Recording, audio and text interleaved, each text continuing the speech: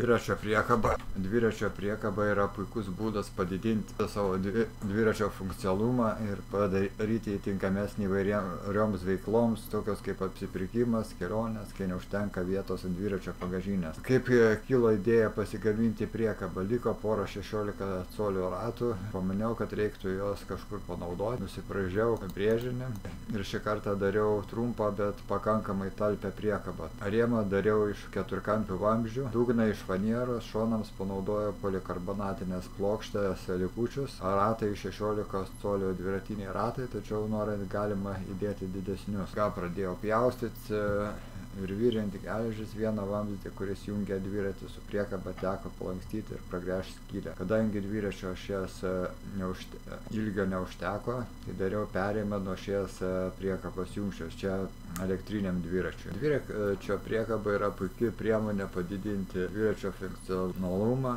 ir padaryti daugiau nei tik priemonė judėti. Pritaikę priekabą savo poreikiam galime gautis įvairiomis veiklomis, naudodami savo paties pagamintą priemonę. Anksčiau turėjau priekabą gamyklinę, bet trūkumas gamyklinės buvo mažos, kad jeigu važiuojant tuščią, reikėdavo lėčiau važiuoti, nes per kokias duobes važiuojant tiesiog apsiversdavo nuo. O šitą bandžiau tuščią pavažiuoti, važiuoja be jokių problemų iki 40 km net ir tuščia. Tai toks ir pranašumas prieš turėtą gamyklinę.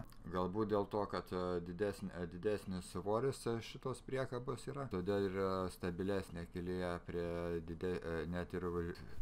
net ir būdama tuščia.